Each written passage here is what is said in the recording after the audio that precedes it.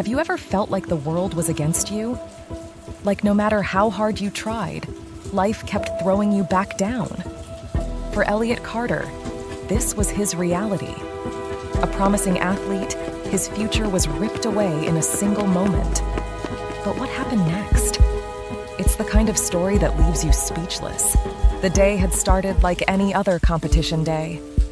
The stands were filled with cheering students, proud parents, and eager coaches. For Elliot, the school's top sprinter, this was supposed to be just another victory.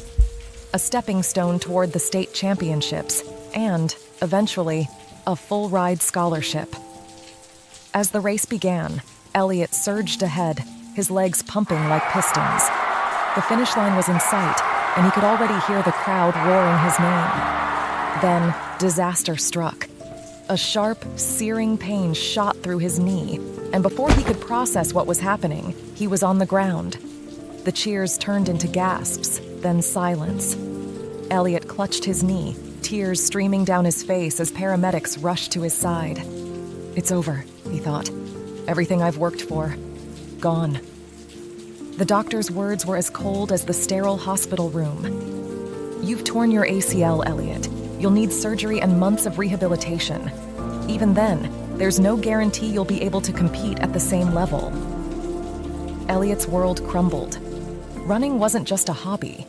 It was his identity, his escape, his future. Now, it felt like all of that had been taken away in an instant. At school, the whispers started. Did you hear? Elliot's done. Yeah, no way he's coming back from that. Elliot tried to ignore them, but the words cut deep. He withdrew from his friends, avoided the track, and spent hours in his room, staring at his medals and wondering if they were the last ones he'd ever earn. One day, his physical therapist, Mr. Grayson, sat him down after a particularly tough session. Elliot, he said, I've seen athletes like you before. Some let an injury define them. Others, they use it to redefine themselves. So tell me, which one are you going to be? Elliot didn't answer right away. The truth was, he didn't know. The road to recovery seemed impossibly long and filled with pain. But something about Grayson's words stuck with him. That night, Elliot stared at the ceiling, replaying the moment he fell. Then he thought about all the times he had pushed through pain before, all the races he'd won by sheer willpower. Maybe, just maybe, he could do it again. Elliot's recovery began slowly, agonizingly so. Simple movements, like bending his knee, felt like monumental tasks. But with each session, he grew a little stronger.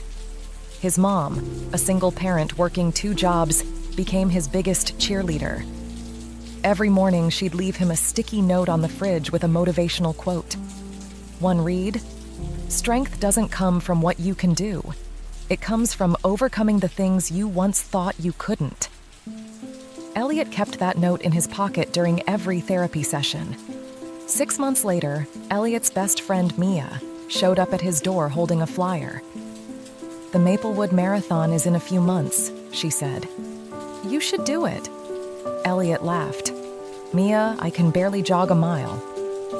"Exactly," she said. "It's not about winning. It's about proving to yourself that you're still a runner." Elliot wasn't convinced, but Mia's unwavering belief in him sparked something inside. He signed up. Training for the marathon was unlike anything Elliot had done before. Instead of focusing on speed, he had to rebuild his endurance from scratch. His coach, Mr. Hayes, reminded him constantly, "Running is as much about mental toughness as physical strength. You've got to believe you belong out there." Some days, Elliot wanted to quit. His knee ached, and doubt whispered in his ear, "You're not the same runner you used to be." But each time, he silenced those thoughts with one simple mantra: keep moving forward.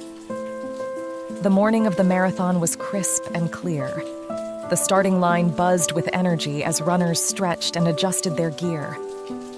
Elliot stood among them, his heart pounding.